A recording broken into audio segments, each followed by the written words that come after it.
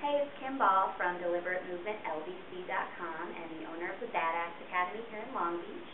This is part 2 of the video series, of a 2-part video series on foam rolling demonstrations, okay? Foam roller being this blue tubular piece of foam. It's not always blue, but mine is.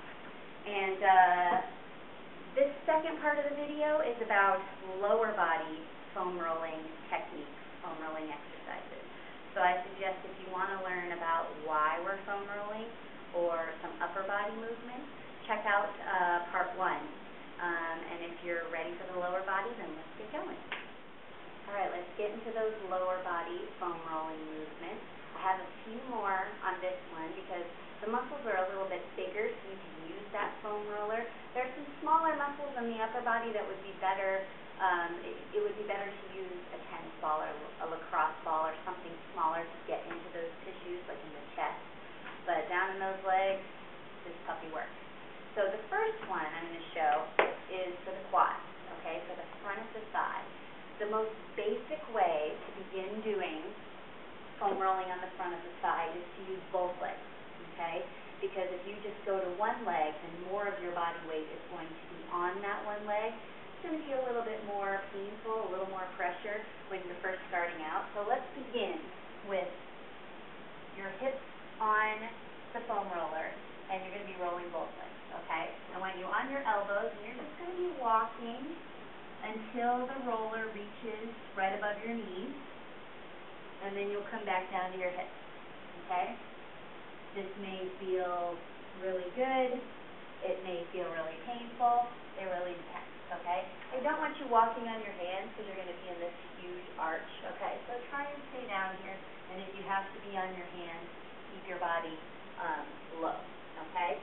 Now, if you are done doing the 2 legs at a time, if it doesn't really do much for you anymore, like I said, we're trying to get that tension out. We're trying to chase the pain. Okay? So if that doesn't do much for you anymore, then you can move to the end of the foam roller, one knee out to the side, and just the exact same thing.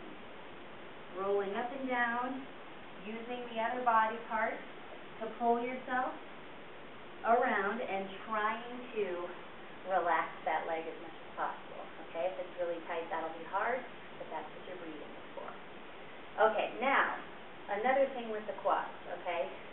They are quadriceps because there are 4 heads of the muscle, okay?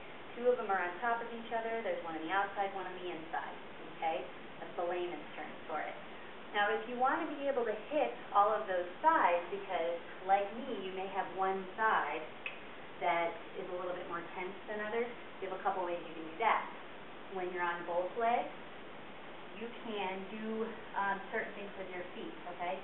If you turn your feet out like this, then you'll be hitting the inner part of your quad.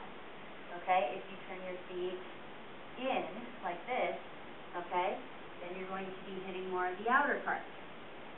Now, that doesn't do much for me anymore. So what I would do is I would just kind of turn toward the direction that I want. Turn a little bit outward, woo, to get that outer quad. Okay? Now that leads me to the next one. Second one.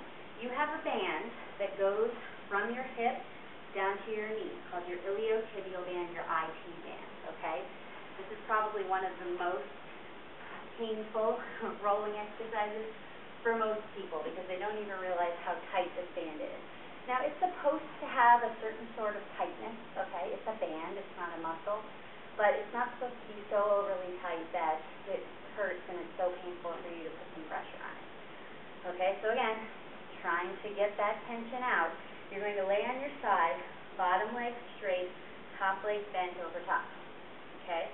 And then I want you to use your hands and this leg to help pull you down to the right above your knee, and then pull you back to your hip. Okay? Nice and slow. Breathe through it. And if you can't do the entire leg, then just do a portion of it. Or just go to that one really tight area, the tightest spot you can find, and try and breathe 5 or 6 times before you hop off, okay? Now, the next one I love is for the butt, you're going to sit on your foam roller, okay? And you're going to cross one leg over the other, like so, okay?